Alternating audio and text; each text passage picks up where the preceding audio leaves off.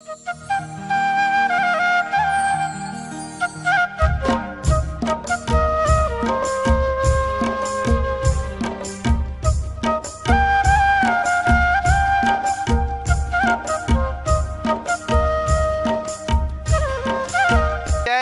जय जय। संत श्रोमणी आचार्य भगवान गुरुदेव विद्यासागर जी महाराज की जय जय जय।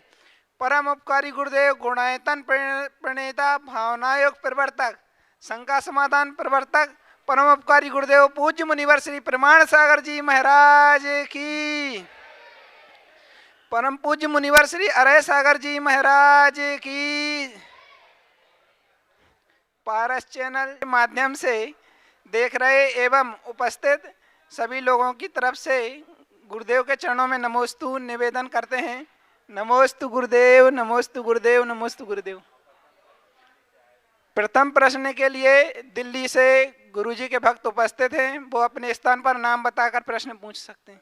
अगले प्रश्न के लिए तैयार रहेंगे सुभाष जी गुणायतन ट्रस्टी अजमेर से।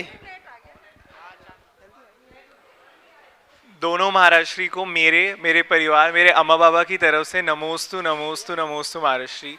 महाराज श्री, मेरी शंका ये है कि आजकल काफ़ी मंदिरों में काफ़ी सारी प्रतिमाएं होती है, तो दर्शन करते समय मन खो जाता है, विचलित हो जाता है, या फिर आलस्य जैसी भावना भी आ जाती है। तो महाराज श्री, हम ऐसा क्या करें कि अपना मन पूरी तरफ से समर्पण कर पाए मंदिर की तरफ? देखिए, बहुत अच्छा सवाल किया है इस बालक ने कि मंदिर में जब हम दर्शन करने जाते हैं जहाँ एक से अधिक प्रतिमा जी होती है तो मन हमारा भटक जाता है, और ऐसे भटकते हुए मन के साथ हम क्या करें कि हमारा मन लगे। देखो, मैं एक सवाल करता हूँ, जब हम अपना किसी से प्रेम होता है तो उसकी जितनी फ़ोटो होती है उतनी देखने की इच्छा होती कि नहीं, कि एक दो के बाद मन उकता जाता है। हाँ, उसके जितने स्नैप्स होते हैं सबको एकदम जी भर करके देखने का मन होता है। क्यों? क्योंकि उसके प्रति हमारे मन में प्रेम है। इसी तरह जिस दिन तुम्हारे हृदय में भगवान के प्रति प्रेम जग जाएगा, हर भगवान के दर्शन में अलग उल्लास उमड़ेगा। समझ गए? अगर मन भटक रहा है इसका मतलब हमारे मन में कहीं प्रेम की कमी है, इस प्रेम की वृद्धि करें। चलिए अगले प्रश्न के लिए गुरुचरणों के अनन्य भक्त गुणायतन ट्रस्टी सुभाष जी अजमेर से। सिर का झुकना बहुत आसान है लेकिन हृदय का झुकना बहुत मुश्किल, तो गुरुवर हृदय को झुकना कैसे सिखाएं? अच्छा, सिर झुकाना सरल है, हृदय झुकाना बहुत मुश्किल है। देखिए, सिर तो तन से झुकता है, हृदय का संबंध मन से है, और अपने हृदय को झुकाना है तो कुछ मत करो।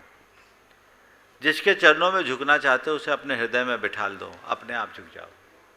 बिना श्रद्धा के हृदय नहीं झुकता, और श्रद्धा तभी प्रकट होती है जब हम किसी को अपने हृदय के आसन में विराजमान करते हैं। नमोस्तु गुरुवर। हाँ, निर्मल जी गंगवाल अजमेर से गुणायतन ट्रस्टी, उर्मिला जी गंगवाल। चार पंक्तियां भी बोल दो जब तक।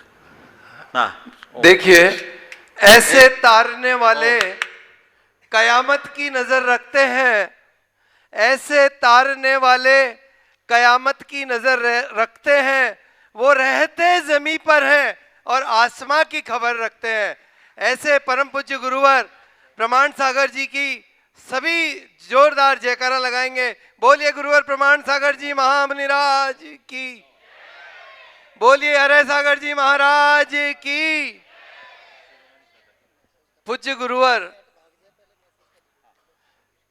बड़ा ही विचित्र संयोग है कि हम बिना सोचे समझे आपके चरणों के दर्शन के लिए आज बिना सोचे आए हैं।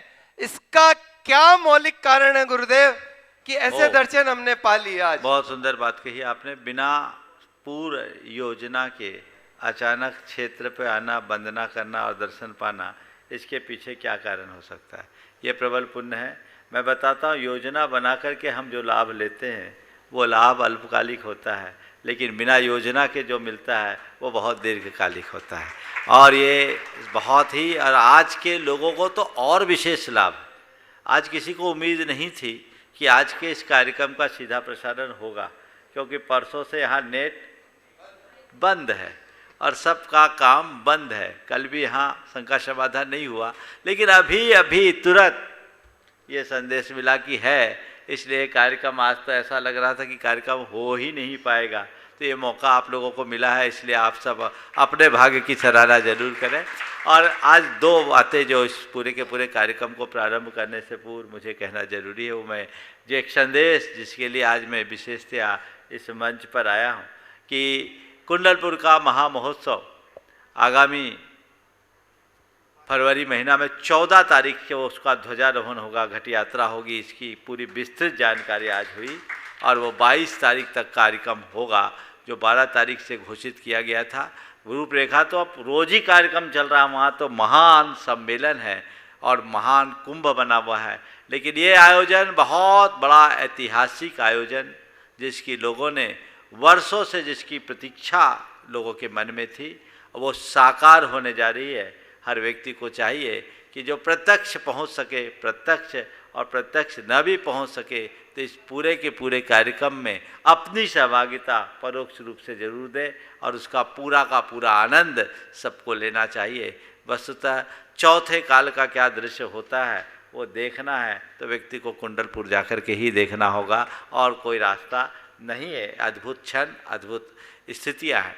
दूसरी बात जो यहाँ आप सबको बताई गई, आगामी अष्टानिका के अवसर पर सिद्ध चक्र महामंडल विधान का आयोजन यहाँ पर भी आप लोगों के सौभाग्य से हो रहा है। संस्कृत का सिद्ध चक्र महामंडल विधान, जिसकी मैंने 2 दिन पहले ही स्वीकृति दी, ये घोषणा हो गई है और ये सुलाभ सबको मिल रहा है। जैसा इस बार का विधान हमने ज़्यादा लोगों के लिए नहीं किया है, जो कहा है 24 मंडलीय विधान का ही आशीर्वाद है, चूँकि यहाँ उतनी ही प्रकार की व्यवस्था है। और उसमें मुझे यहाँ आने के पहले अब तक की जो सूचना मिली है, आधे से अधिक लोगों ने अपने मंडल आरक्षित कर लिए हैं। जिनको भी ये सुलाभ लेना है, शीघ्रातिशीघ्र अपना लाभ ले करके इस आराधना का भी आनंद सबको लेना चाहिए। अपने जीवन में हम जितना बेहतर कर सके वो करने का प्रयास सबको करना चाहिए। शंका समाधान के क्रम को आगे बढ़ाए सूचनाओं के साथ। बंधुओं, हमें बड़ी प्रसन्नता है। एक मिनट, अच्छा, मिला जी पूछेगी। हाँ। मेरे गुरुवर के चरणों में बारंबार नमोस्तु नमोस्तु नमोस्तु। महाराज श्री, आज शादी की वर्षगांठ पे सपने में भी नहीं सोचा कि मैं गुरु के सानिध्य में समय शिखर जी क्षेत्र पे ही वंदना कर लूंगी, और महाराज का प्यार व स्नेह मेरे को ऐसे चुंबक की तरह शिखर जी लेके आ गया। इसमें क्या पुण्य रहा, और भक्ति और वंदना में क्या फर्क है महाराज जी? भक्ति और वंदना में देखिए, तो निश्चित आपका पुण्य तो उछाल मारा है, सो यहाँ आ गए, और ऐसे अवसरों पर आना और अच्छी बात है। लेकिन आपने सवाल किया भक्ति और वंदना। भक्ति का मतलब है भाव विशुद्धि युक्त अनुराग, और वंदना उसी विशुद्धि से भरा नमस्कार का भाव। लेकिन जब हम तीज की वंदना करते हैं तो तीज की वंदना में भक्ति तो होती है, शक्ति भी लगती है, पूरी शक्ति लगा देना है। और ये जब आप शक्ति लगा करके भक्ति करते हैं तो ये आपके विशेष भक्ति का द्योतक होता है। जिसके हृदय में प्रबल श्रद्धा और प्रगाढ़ भक्ति होती है वो ही वंदना कर पाते हैं, नहीं तो बाकी कई लोग तो ऐसे भी होते हैं यूं ही रह जाते हैं, अब कौन जाए। तो हमारे हृदय की भक्ति की अभिव्यक्ति। ओम नमोस्तु महाराज। हाँ। बंधुओं, हमें बड़ी प्रसन्नता है। लोगों ने गुणायतन से जुड़ने का अपना भाव जो बनाया है, आज गुणायतन से जो सूत्रधार के रूप में जुड़े हुए हैं, मैं बड़े सम्मान के साथ उन्हें मंच पर बुलाना चाहूँगा। उनका अभिनंदन करने के लिए हमारी गुणायतन कमेटी यहाँ पर उपस्थित है। मैं निवेदन कर रहा हूँ सबसे पहले जो कि ऑनलाइन रूप से जुड़े हुए हैं, संजय जी, केसर देव जी सरावगी, श्रीमती हिमा संजय सरावगी, बापी बलसाण से जोरदार ताली बजा करके हम इनका अभिनंदन करते हैं। बंधुओं, जो प्रत्यक्ष में यहाँ उपस्थित है, बंधुओं जिन्होंने सूत्रधार के रूप में जोड़ने का भाव बनाया है गुणायतन से, ऐसे श्रीमती मनोरमा बाई वड़जात्या, धर्मपत्नी स्वर्गीय शांति लाल जी वड़जात्या, विनोद जी, प्रवीण जी, राजेश जी वड़जात्या, बापी वलसाण से हमारे बीच में यहाँ पर उपस्थित है। बड़े सम्मान के साथ उन्हें आमंत्रित करता हूँ मंच पर आए, और इनका अभिनंदन करने के लिए वयोवृद्ध हमारे NL जैन साहब कोषाध्यक्ष गुणायतन के यहाँ पर उपस्थित हैं। साथ ही साथ निवेदन करता हूँ मैं हमारे मुख्य प्रशासक शैलेंद्र जी यहाँ पर उपस्थित आए और इनका अभिनंदन करेंगे। साथ ही साथ बंधु, जब तक इनका अभिनंदन हो रहा है, एक नाम और उद्घोषित कर रहा हूँ मैं, जिन्होंने आज सूत्रधार के रूप में जुड़ने का भाव बनाया है, वो यहाँ पर मंच तक पहुँचेंगे। जब तक स्वर्गीय इंद्रचंद जी, सुनील कुमार जी जैन वज की स्मृति में श्रीमती रत्नमाला जी जैन, अचल प्रीति जी, निखिल जी, सिल्की जी, कुमारी महिमा जी ब्रज, शशिकला जी, सरोज जी, मंगल जी, ज्योति जी, संध्या जी जैन, बासिम महाराष्ट्र से हमारे बीच में यहाँ पर उपस्थित है बंधुओं। जोरदार ताली बजा करके हम उस परिवार का भी निवेदन करता हूं कि वो इस सम्मान के साथ ही, इस सम्मान के लिए मैं निवेदन करता हूं हमारे बीच में हमारे सिद्धार्थ जी प्रशासक यहाँ पर उपस्थित हैं। मैं डॉक्टर प्रद्युम्न जी से निवेदन करता हूं कि आप आएं और इस परिवार का अभिनंदन करेंगे। मैं साथ ही साथ प्रदीप जी से निवेदन करता हूं हमारे बीच में यहाँ पर, चूंकि आप उपस्थित हैं तो ये सौभाग्य तो इनको मिलना चाहिए। जोरदार तालियां बजाकर। अच्छा, प्रश्न भी पूछेंगे आप एक बार, जब तक सम्मान हो जाए हमारे ट्रस्टियों का, सूत्रधारों का, उसके बाद में हम प्रश्न के लिए भी आपको अवश्य मौका देंगे। बंधुओं, निर्वाण दान में जिन्होंने 21,000 रुपए की राशि दी है, ऐसे सत्येंद्र कुमार जी जैन सा परिवार कामा भरतपुर राजस्थान से इन्होंने समर्पित किया है। इनके लिए भी ताली बजा करके हम इनका बहुत बहुत बहुत बहुत अभिनंदन करते हैं। और बंधुओं, एक ऐसे शख्स का उल्लेख करना चाहूंगा मैं, जो आज पूरा परिवार यहाँ पर उपस्थित है, इंदौर से हमारे बीच में बिड़ीवाला परिवार कहलाता है ये, डॉक्टर राकेश जी, जो कि गुणायतन से शिरोमणि संरक्षक के रूप में जुड़ चुके हैं बंधुओं।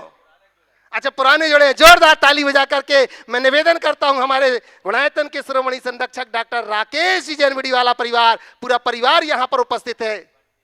मैं बंटी भैया पूरा परिवार से निवेदन करता हूं कि एक बार मंच के ऊपर यहाँ पर आएं और इनका अभिनंदन करने के लिए हमारे गुणायतन परिवार से एनएल जैन साहब तो हैं ही, प्रदीप जी यहाँ पर उपस्थित है। मैं निवेदन करता हूँ इस परिवार का अभिनंदन पूरी टीम के साथ।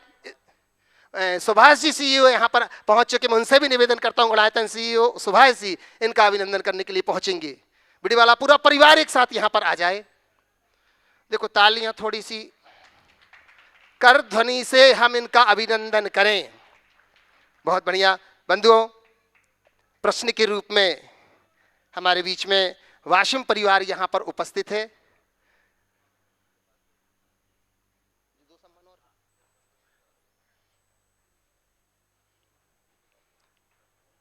लीजिए, बिड़ीवाला परिवार का अभिनंदन कर रहे हैं। जैसे आप पहुंचिएगा अभिनंदन करने के लिए।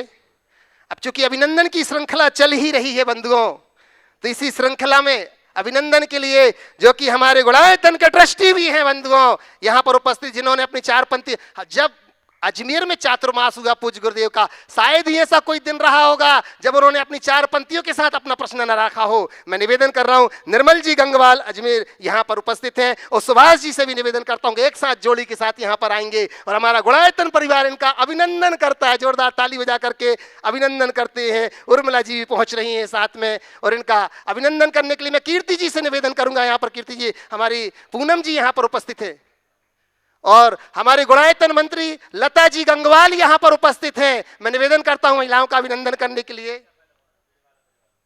बिड़ीवाला परिवार का अभिनंदन हो रहा है। आप लोग अपने मन में खुशी व्यक्त करो कि हमें भी ऐसा सौभाग्य मिले कि जब हम गुणायतन से शिरोमणि के रूप में जुड़ पाए। ऐसी भावना को लेकर के जो हर्षित होगा इनके अभिनंदन से, उनके जीवन में भी ऐसी क्षमताएं जरूर आएंगी बंधुओं।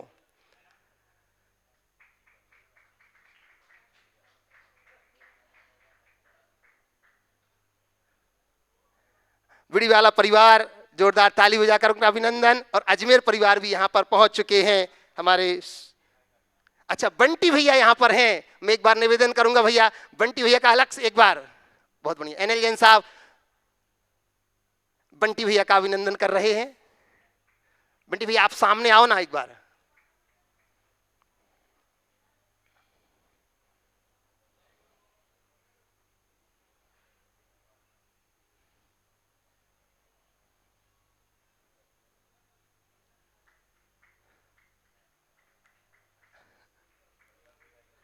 लीजिए, अब बंटी भैया के पास पहुंच रहे हैं एनएल जैन साहब बीच में।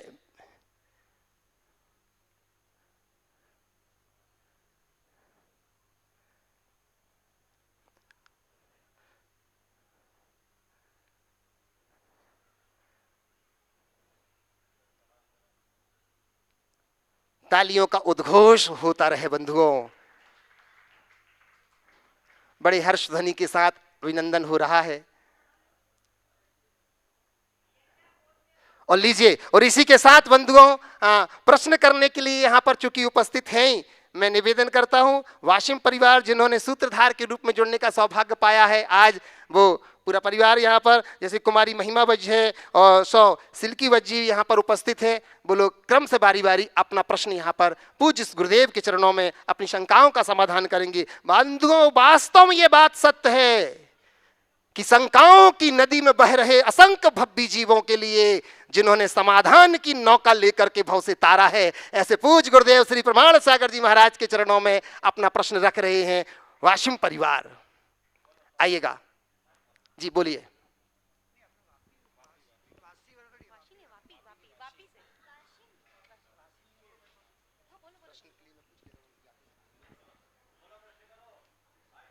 जी माइक लीजिएगा। हाँ, आइए, वाशिम परिवार आ जाए। बिटिया पूछ रही है। नमोस्तु महाराज जी, नमोस्तु महाराज जी। महाराज जी, भगवान जी की परिक्रमा करते हैं तब कितनी परिक्रमा करनी चाहिए? देखो, भगवान जी की परिक्रमा करते हैं तो कम से कम 3 परिक्रमा करनी चाहिए, और 3 परिक्रमा हमारे मन वचन काया से भगवान के प्रति श्रद्धा समर्पण का प्रतीक है। 7 भी करते हैं, 7 पूर्ण प्रेम और समर्पण का द्योतक होता है, और 9 परिक्रमा करते हैं मन वचन काया कृतकालित अनुमोदन से करने का।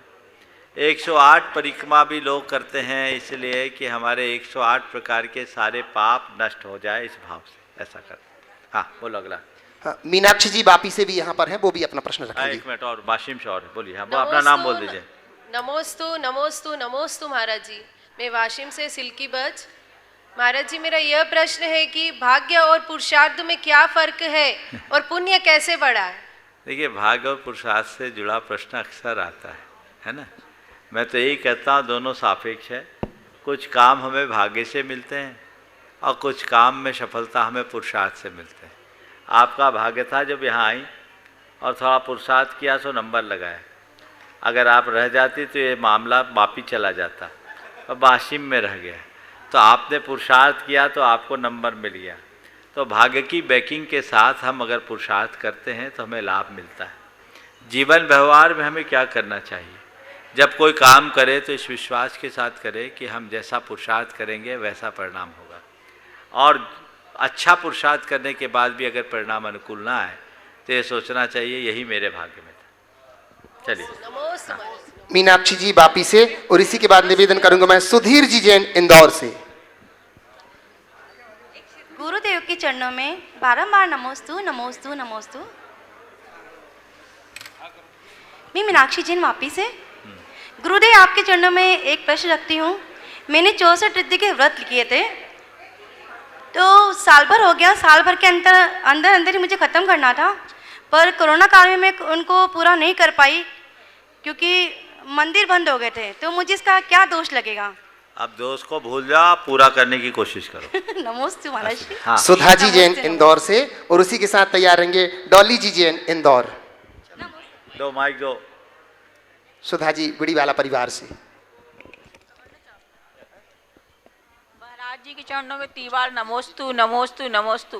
हे महाराज जी, 6 द्रव्यों में जीव और पुद्गल ज़्यादा महत्वपूर्ण है, और पुद्गल तो 7 धातु से बना है, लेकिन जीव आत्मा किस चीज़ से बनी है?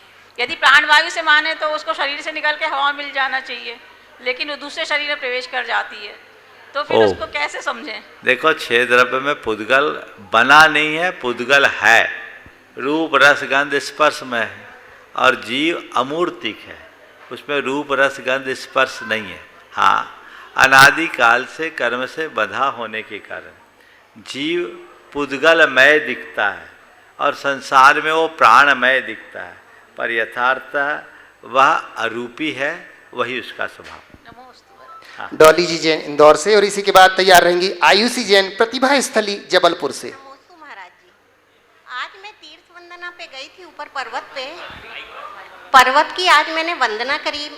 मैंने देखा कहीं भी ऐसे भगवान के चरण 13 पंथी आमनाए के नहीं रह गए हैं, सब जगह चंदन लगा हुआ है। जब अपन किसी वितरागी मूर्ति को चंदन लगे होने पर रागी मानकर उसका पूजना निषेध मानते हैं और रहित मिथ्यात्व का दोष लगता है, तो क्या दर्शन करने में या द्रव्य चढ़ाने में चरणों को ये चंदन लगे दोष नहीं लगता होगा? देखिए, सबसे पहली बात तो ये मैं आपसे कहूँ, सम्मेद शिखर जैनों का है। किसका है? जैनों का। न ये तेरापंथियों का है, न बीजपंथियों का है, न दिगंबरों का है, न श्वेतांबरों का है। सम्मेद शिखर जैनों का है। किसका है? जैनों का है। हाँ। तो जब जैनों का है तो सभी जैन को अपने अपने तरीके से पूजा अर्चा करने का अधिकार देना होगा कि नहीं होगा? मेरी बात सुनो, सभी को देना होगा। सब अपने अपने तरीके से पूजा करते हैं। और ये चरण नहीं है, चरण चिन्ह है। समझ गए? हम किसको पूछते हैं? चरण चिन्ह को। भगवान को आप बिना 16 के स्पर्श नहीं कर सकते, पर चरणों के लिए कोई ऐसा प्रोविजन नहीं है। सब छूते हैं, स्त्री पुरुष सभी छूते हैं। इसलिए चरण चिन्ह को चरण चिन्ह मान करके वंदना करो। इतनी मेहनत से ऊपर चढ़ करके जाते हो तो पूर्ण आनंद लो। वहाँ ज़्यादा दिमाग लगाओगे तो कुछ नहीं पाओगे। वो चरण चिन्हों को मेरा तो बहुत दिमाग लगा जब मैंने सब नहीं लगाना। पे सुनो तो, सब जगह दिमाग नहीं लगाना, दिमाग वहीं लगा जहाँ लगाना है। ठीक है? वहाँ दिमाग लगाने की जगह सीधे सिद्धालय में ध्यान करो। हाँ, और चरण को छू लो, आनंद लो। बहुत सुंदर, सिद्धालय में वंदना करी। बहुत सुंदर, बहुत सुंदर। चलिए, आयुषी जैन प्रतिभा स्थली जबलपुर से नहीं यहाँ उपस्थित हैं। और मैं ऑनलाइन प्रश्न के लिए चलूं उसके पूर्व लता जी गंगवाल गुणायतन मंत्री अपना प्रश्न लेकर के आ रही हैं काफी वर्षों के बाद। और इसी के बाद मैं निवेदन करूंगा डॉक्टर प्रद्युम्न जी दिल्ली।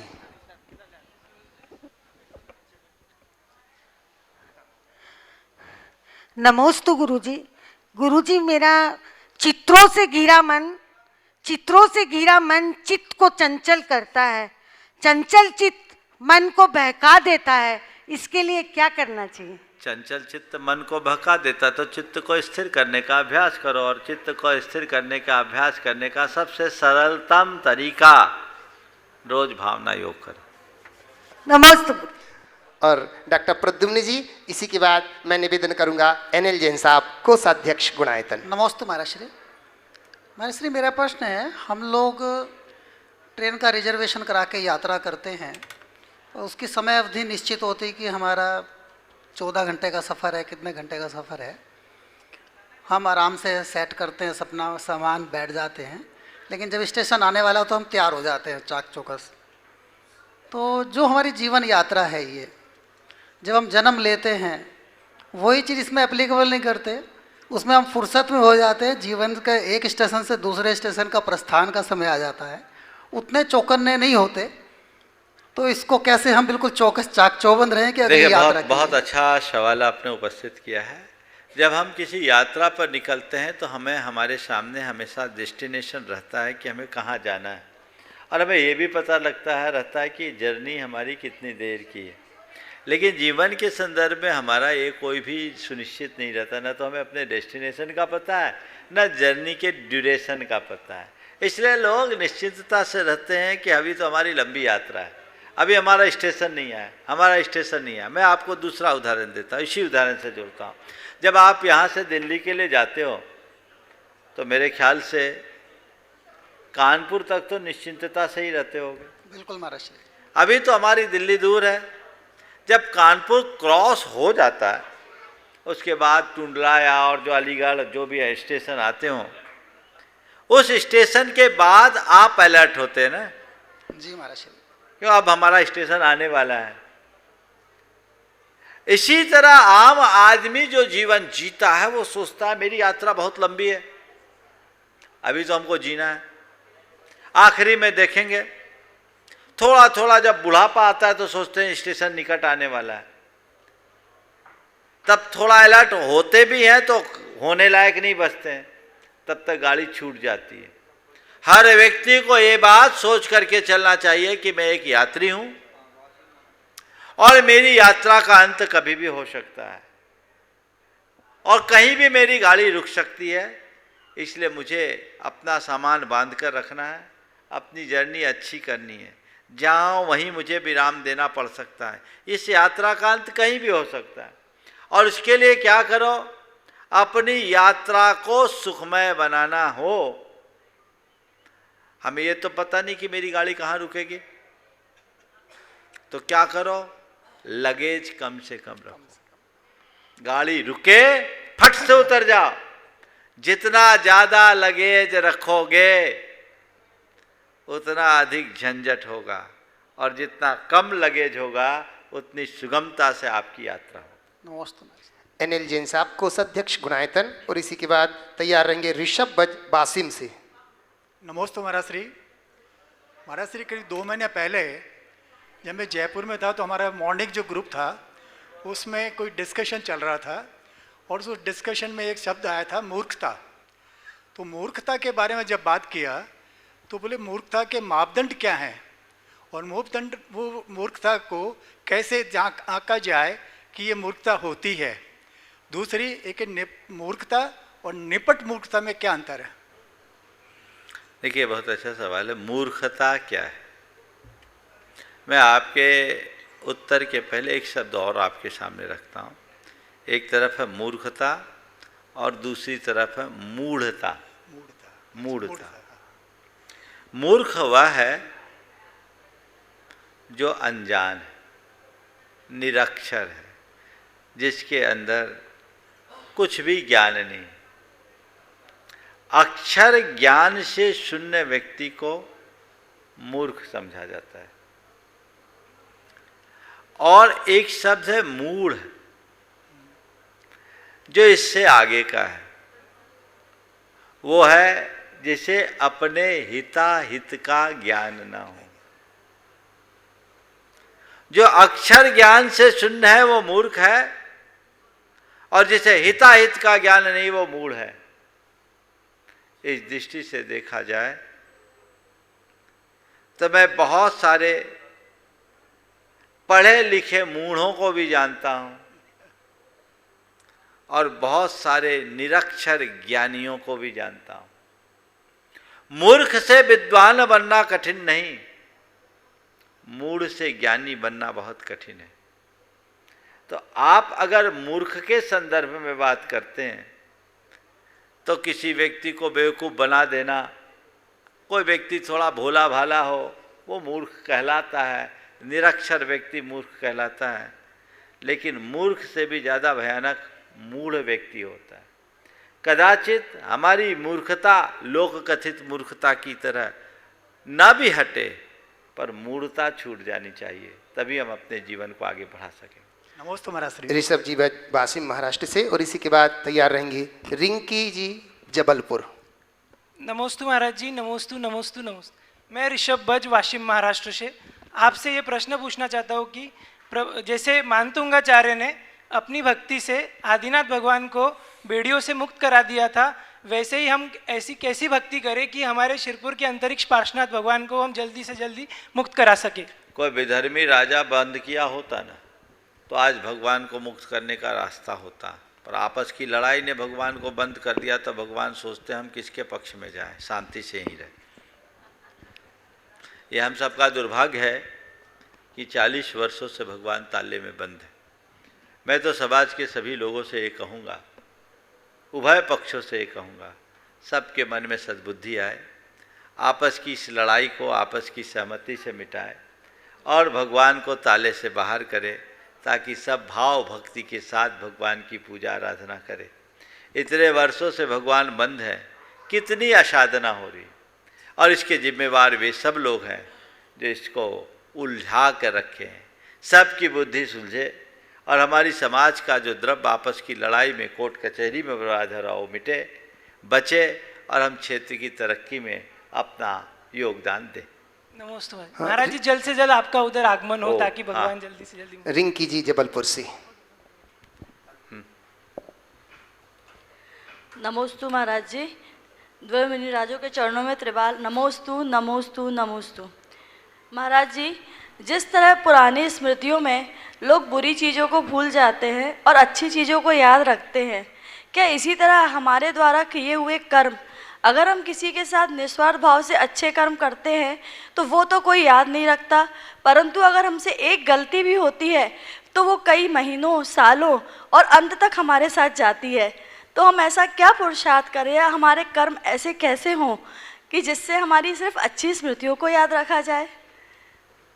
बहुत अच्छी बात है। हम अपने जीवन की अच्छी बुरी बातों को भूल जाते हैं, अच्छी बातें याद रखते हैं। आपके सवाल को थोड़ा आगे बढ़ाकर संशोधित करता हूँ। दूसरों के द्वारा किए गए अच्छी बातों को भूल जाते हैं, बुरी बातों को याद रखते हैं।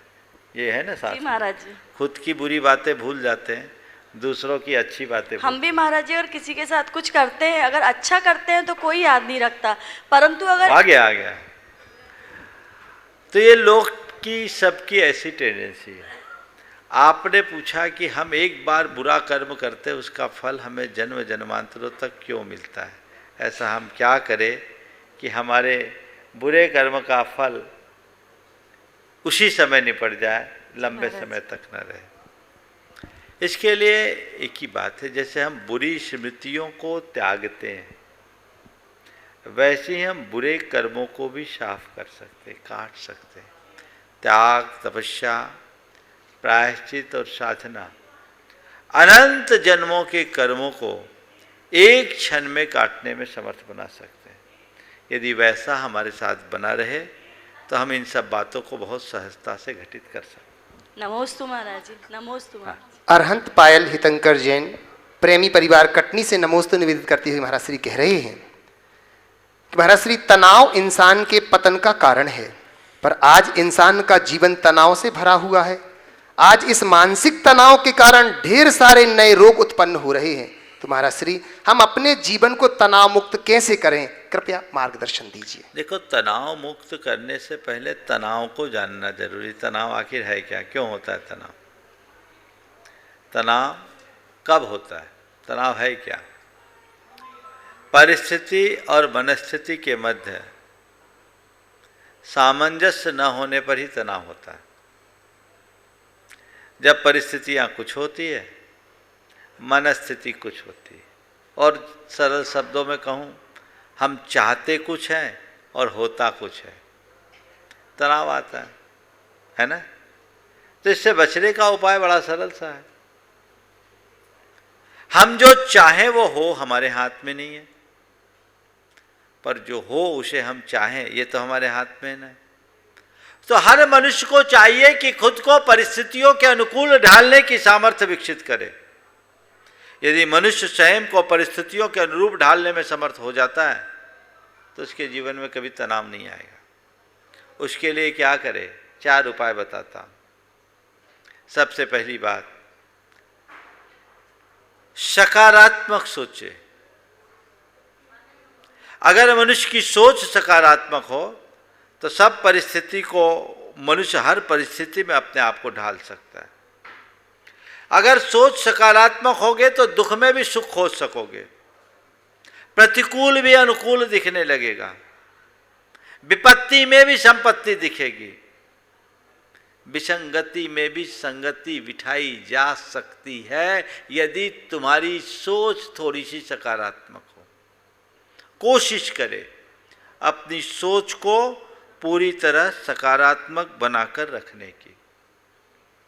दूसरी बात, जब भी आपके साथ कोई भी ऐसी विषम परिस्थितियां हों, उससे एडजस्ट आप नहीं हो पा रहे हों, तो ये सोचो ये थोड़ी देर की बात है, अभी रात है, सुबह होगी, प्रभात होगा, थोड़े समय की बात है, थोड़े समय की बात है, थोड़े समय की बात है। इससे मन में धैर्य बंधेगा और हम परिस्थितियों के साथ रहने की सामर्थ्य अपने भीतर विकसित करेंगे। तीसरी बात, आशावादी बनकर के चले। अगर हमारी सोच आशावादी हो तो मन में हताशा नहीं होगी, और हताशा नहीं तो कभी तनाव नहीं होगा। और चौथी बात, अपने आत्मविश्वास को मजबूत बनाकर चले। यदि ऐसा करेंगे तो निश्चित हम अपने तनाव को कम करने में समर्थ हो सकेंगे। प्रकाश जी पाटनी, राष्ट्रीय उपाध्यक्ष श्री दिगंबर जैन महासमिति अजमेर राजस्थान से नमोस्तु करते हुए कह रहे हैं, गुरुदेव, हम हमारी लाइफ का मैनेजमेंट किस प्रकार से करें जब परेशानी आ जाए, धन आ जाए, अधिकार मिल जाए और क्रोध आ जाए, ऐसी परिस्थिति में हम किस प्रकार से लाइफ को मैनेज करें, कृपया समाधान करें। परेशानी आ जाए, धन आ जाए, अधिकार आ जाए या क्रोध आ जाए, तो अपने लाइफ को कैसे मैनेज करें। देखिए, परेशानी आए तो धैर्य से मैनेज करें, धन आए तो उदारता से, ठीक है ना। परेशानी, धन, फिर क्या बोला तीसरे नंबर, आखिरी तो क्रोध, अधिकार आ जाए तो विनम्रता, और क्रोध आ जाए तो संयम। ये चारों चीजें अपने जीवन में घटित कर लो, सब मैनेज हो जाएगा। परेशानी में धैर्य, धन आने पर उदारता, अधिकार पाने में विनम्रता, और क्रोध आने में संयम जो रखता है, उसका जीवन सदैव संतुलित बने रहता है, उसे कोई कठिनाई नहीं होती। एडवोकेट नमन जैन अजमेर राजस्थान से नमोस्तु करते हुए कह रहे हैं, गुरुदेव, दुश्मनों से दोस्ती बेहतर है या दोस्त से दुश्मनी? कृपया मेरी शंका का समाधान करें। दुश्मनों से दोस्ती बेहतर है या दोस्त से दुश्मनी? मैं कहता हूँ दोनों ठीक नहीं है। न दुश्मनों से दोस्ती रखो, न दोस्तों से दुश्मनी रखो, अपितु ऐसा करो कि न कोई दुश्मन बने, कोई दुश्मन ही न बने, सब दोस्त बन जाए। पूनम जी जैन ग्वालियर से नमोस्तु करती हुई कह रही हैं कि वर्तमान के गौतम स्वामी के चरणों में कोटिशा नमन। गुरुदेव, तीर्थंकर भगवान के समावसरण के विषय में पढ़ा, वो पूर्ण रूप से समझ में आ गया, परंतु गुरुदेव एक जिज्ञासा है कि भगवान का समावसरण जो है उसकी छत नहीं होती, क्या खुले आसमान के नीचे होता है समावसरण? और इतने लंबे समय तक वाणी खिरती रहती है, धूप बारिश का वहां प्रभाव नहीं पड़ता क्या? कृपया समाधान। देखिए, समावसरण की जो संरचना है, समावसरण पूरी तरह खुला रहता है, लेकिन अंतिम जो श्रीमंडप भूमि है जहाँ भगवान की गंधकुटी होती, 12 सभाएं होती, उसमें आकाश स्फटिक का एक बितान बना होता है, यानी स्फटिक मणि का पूरा बितान बना रहता है, जो एकदम ट्रांसपेरेंट होता है, दिखता नहीं है लेकिन वो बना रहता है। तो लोग उसके नीचे रहते हैं, और समावसरण का अतिशय ऐसा होता है कि न वहाँ भूख लगती, न प्यास लगती, न सर्दी लगती, न गर्मी लगती, वहाँ दिन और रात का भेद भी नहीं रहता। ये समावसरण का अतिशय। प्रवीण जी सिंघई गड़ाकोटा जिला सागर से नमोस्तु करती हुई कह रहे हैं, गुरुदेव, कुछ लोग हाथों से काम करते हैं जिन्हें हम मजदूर कहते हैं, कुछ लोग हाथों से व दिमाग से कार्य करते हैं जिन्हें हम कारीगर कहते हैं, कुछ लोग हाथों से, दिमाग से व दिल से कार्य करते हैं जिन्हें हम कलाकार कहते हैं। तो हे गुरुवर, हम भी अपने जीवन क्षेत्र में अपना कार्य यूं ही सब चलता रहे चलेगा कि मनोवृत्ति को छोड़ करके सर्वोत्तम नीति से अपने गुण को कैसे विकसित करें जिससे हमें आत्मसंतोष प्राप्त हो? बहुत अच्छी बात की। मजदूर, कारीगर और कलाकार, हाथों से काम करने वाला मजदूर, हाथों के साथ दिमाग से काम करने वाला कारीगर, और हाथ, दिमाग और दिल से काम करने वाला कलाकार। आपने पूछा है हम अपने जीवन को यथा स्थिति रखने की जगह, चल रहा है चलता रहेगा, इसकी जगह हम अपने जीवन के लिए सर्वश्रेष्ठ देने लायक काम कैसे करें। देखिए, अपनी सोच को बदलिए। कोई भी काम करो, डूब के करो, किसी काम को छोटा मत समझो, काम को अपना काम करो और उस काम में बेहतर करने का प्रयत्न करो।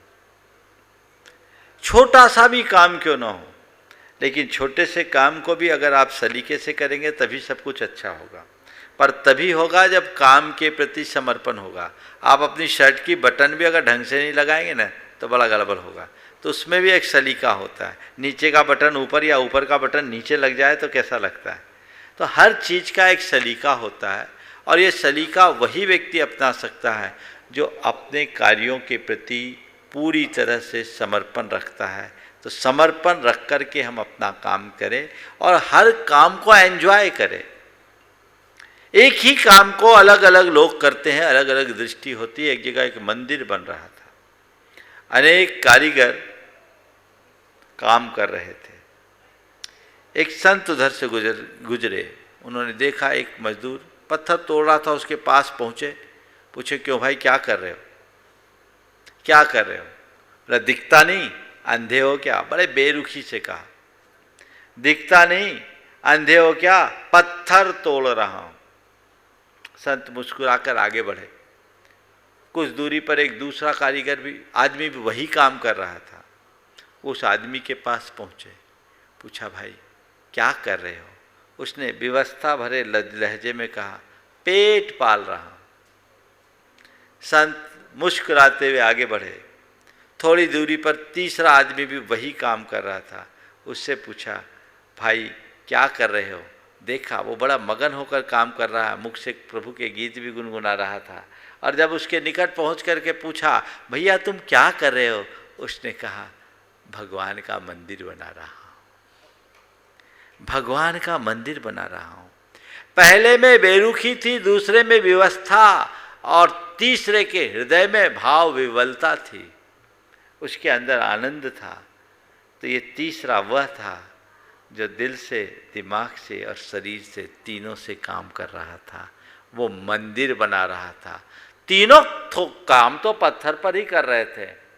तो अपना जब उत्कृष्टतम हम लगाने की सोचते हैं, हर कार्य के प्रति जब अपना समर्पण भाव जगाते हैं, तभी हम ऐसा कुछ घटित कर पाते हैं और वही हमारे जीवनोत्कर्ष का आधार भी बनता है। नितिन जी जैन बिनवाली बागपत से महाराज श्री चरणों में नमन करते हुए कह रहे हैं, किसी ने क्या खूब कहा है कि दोस्त और परिवार साथ हो तो हर ऋतु बसंत है और अगर ना हो तो बस अंत है। तो महाराज श्री मेरी शंका यह है कि प्रत्येक व्यक्ति जीवन में ऐसा कौन सा कार्य करे कि अपना व दूसरों का जीवन वसंत बन सके? कृपया समाधान। प्रत्येक व्यक्ति अपने जीवन में ऐसा काम, कौन सा काम करे कि अपना और दूसरों का जीवन बसंत बन सके? कुछ न करे, बस संपर्क में जो भी आए या तो उसे अपना दोस्त बना लो या उसे अपने परिवार का अंग मान लो। बस इतना अगर हम कर ले, हर व्यक्ति के लिए यदि हम एक दोस्त के रूप में देखने की क्षमता विकसित करें या हर व्यक्ति को अपने परिवार का हिस्सा मान ले, तो ये सब चीज़ें हमारे जीवन में बहुत सहजता से घटित हो सकती।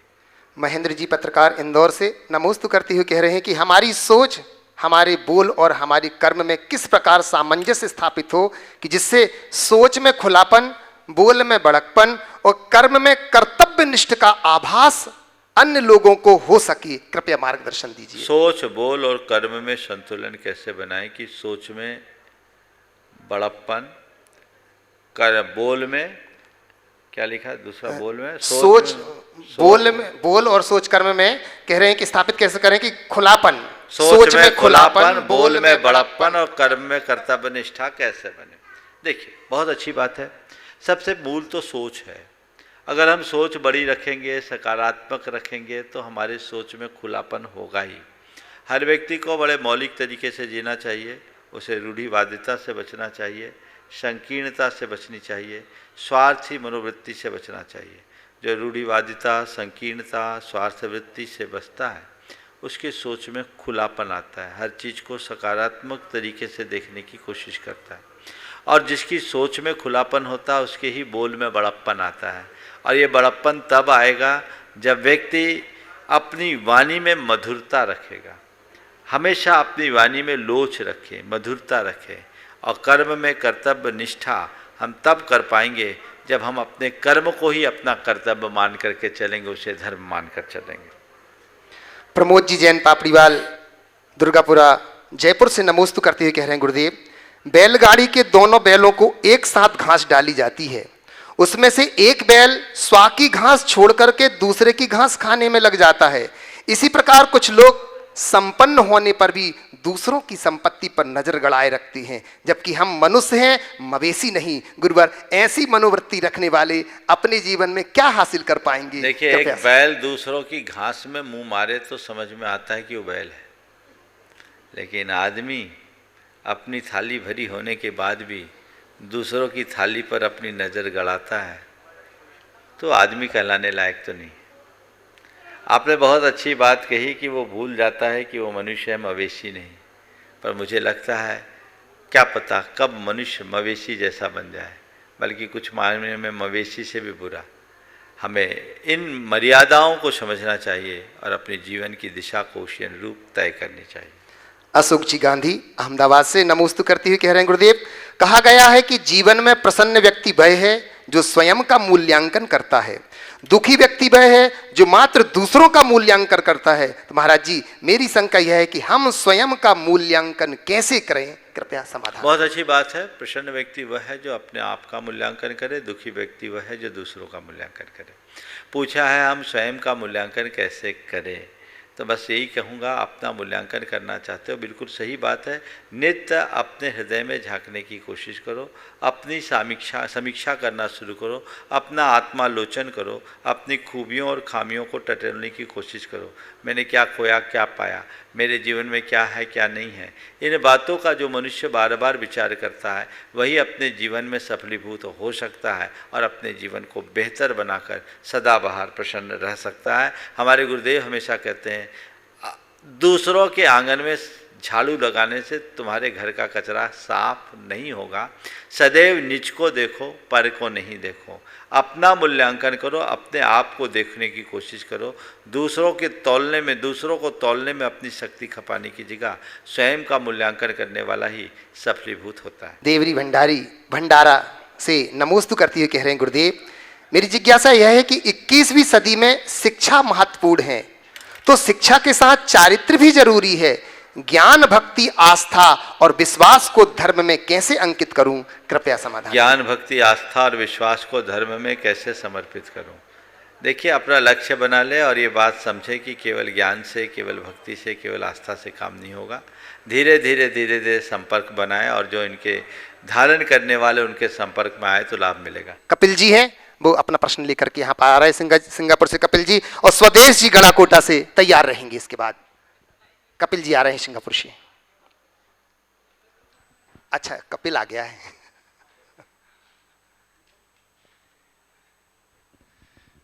मुनिवर के चरणों में त्रय बार कोटि कोटि नमोस्तु, कोटि कोटि नमोस्तु, कोटि कोटि नमोस्तु।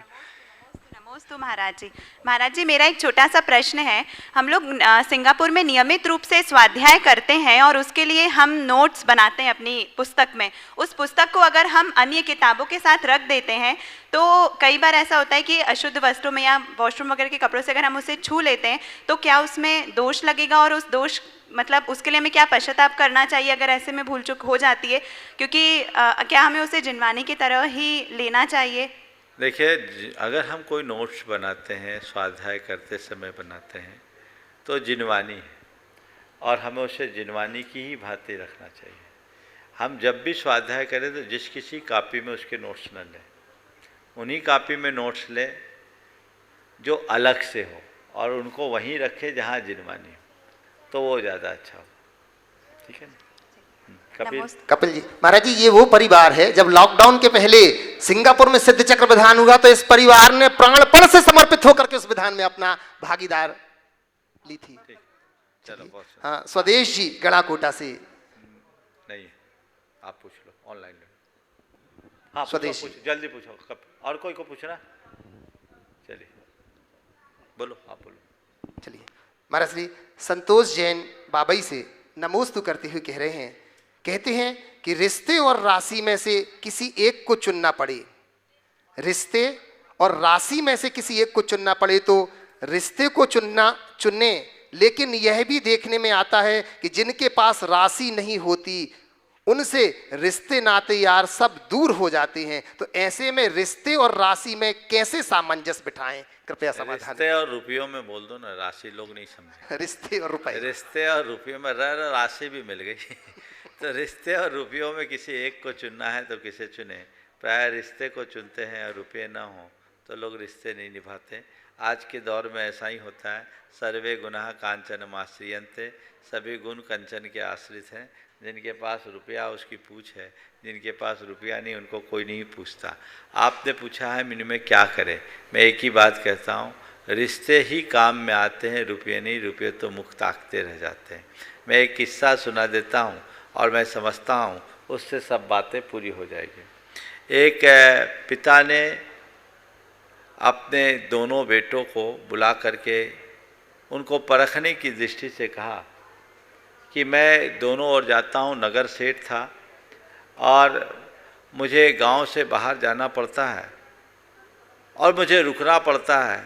तुम लोग रास्ते में मेरे लायक घर बना लो, मेरे लायक घर बना लो। और दोनों को उन्होंने 50-50 हज़ार रुपये दिए। अब 50 हज़ार रुपये में कौन सा घर बनता है? सोचा पिताजी ने बोला मैं 100 मील दोनों तरफ जाता हूँ और मुझे रहने के लिए घर चाहिए, तुम मेरे लायक घर बनाओ। तो एक ने क्या किया, हर 20 किलोमीटर पे एक एक छोटी छोटी टपरी बना दी और हो गया 50,000 रुपया उसका खप गया। दूसरे ने कुछ नहीं किया, पिता ने दोनों को 6 महीने का टाइम दिया था। 6 महीना पूर्ण होने पर दोनों को बुलाया और पूछा क्या तुम लोगों ने घर बना दिया? बोले हाँ पिताजी घर बना दिया। चलो दिखाओ। तो पहले ने दिखाया, टपरे बने हुए थे, घास फूस की छप्पर। बोले ये बनाया? बोले हाँ 50,000 में इससे सस्ता और क्या हो। पिता ने अपना सिर पकड़ लिया, तुझे ये नहीं दिखा कि नगर सेठ के रहने का स्थान बनाना है? बोले पिताजी आपने कुल 50,000 दिया, 50,000 में ये कैसे होगा? अब पिता ने दूसरे बेटे से कहा बेटा तूने घर बनाए? बोले महाराज पिताजी मैंने आपका प्रयोजन पूरा कर दिया। बोले कितने घर बनाए? बोले मैंने घर तो एक भी नहीं बनाए। तो मेरा प्रयोजन कैसे होगा? बोले आपने कहा था ना कुछ ऐसा घर बना दो जो मेरे रहने के काम में आ सके, वो मैंने कर दिया। बोले कैसे किया, क्या किया? बोले मैंने घर एक भी नहीं बनाया पर 100 मील के हर घर को अपना मित्र बना लिया। आप जहां चाहो वहां ठहर सकते हो, हर घर में मेरा मित्र है, हर घर का आंगन आपके लिए खुला है, आप जहां चाहो वहां ठहर सकते हो और सब जगह आपका स्वागत है। पिता ने उसको गले से लगा लिया, बोला बस मैं यही चाहता हूँ, ध्यान रखना तुम मकान बनाओगे वो पैसा का प्रतीक है और मित्र बनाओगे वो रिश्ते का प्रतीक है। मकान कम पड़ सकते हैं, मित्र कभी कम नहीं पड़ने चाहिए। इसलिए जीवन में रिश्तों को प्रमुखता दो, रुपयों को नहीं। रुपयों की एक सीमा है, रिश्तों की कोई सीमा नहीं। इंजीनियर पंकज जी जैन पाटनी वारा से नमोस्तु करते हुए कह रहे हैं गुरुदेव, हर नया कर्म करते समय मन में पहले शंका उत्पन्न होती है और उसके बाद भय भी उत्पन्न होता है, ऐसा क्यों होता है गुरुदेव? ये आत्मविश्वास की कमी के कारण ऐसा होता है कि मन में कोई भी काम करते समय शंका उत्पन्न होती है और एक नकारात्मक आवेग के रूप में भय होता है। यदि आपका आत्मविश्वास प्रबल हो जाए तो आपके हृदय में विश्वास होगा, शंका नहीं, डर नहीं, निश्चिंतता होगी कि मैं कोई काम कर रहा हूं तो मुझे अंजाम देने में सफलता मिलेगी। जिन लोगों के साथ ऐसी दुविधा है उन लोगों को चाहिए कि वे नियमित भावना योग करे, उससे उनको लाभ। बंधुओं, आपको जैसे विदित ही है, पूज्य श्री के मुखारबिंद से भी आपने सुन ही लिया है कि अष्टानिक महापर्व में यहाँ पर भले ही 24 समवसरण होंगे, पर मैं आपसे कहना चाहूंगा गति शरीर परिग्रहाभिमान तो ही ना। एक सूत्र ऐसा आता है, जैसे जैसे ऊपर ऊपर के देव होते हैं उनमें कांति हर चीज बढ़ती जाती। देखना क्वांटिटी भले ही कम होगी पर क्वालिटी बहुत बढ़ेगी। और गुरुदेव के पास आप 24 समवसरण में ये बंधुओं 124 समवसरण का 124 मंडल का आनंद ले पाएंगे। कुंडलपुर के बड़े बाबा की बात करते करते मुझे छोटे बाबा बना दिया। छोटे बाबा एक ही हैं, हम तो छोटे बाबा के चरणों का चंचरीक है, यही मान करके चलना। बोलते समय हम सबको बहुत ध्यान रख करके चलना चाहिए, थोड़ी सी भी चूक नहीं होनी चाहिए। पर कुंडलपुर के इस ऐतिहासिक महामहोत्सव में जिसकी भी सहभागिता हो दे रहे हैं वे सब बड़े भाग्यशाली है और सबको बढ़ चढ़ करके इसमें हिस्सा लेना चाहिए। यह अवसर बहुत दुर्लभता से है और सिद्ध चक्र महामंडल विधान की बात जो कही गई, जिनको भी इसमें लाभ लेना है अपना समय पूर्ण लाभ लेते रहे। ओम शांति। बोलिए परम पूज्य आचार्य गुरुवत्स्य विद्यासागर जी। जय जय जय। परम पूज्य मुनिवर श्री प्रमाण सागर जी महाराज की जय जय जय। मुनिवर श्री अरहै सागर जी महाराज की जय जय जय।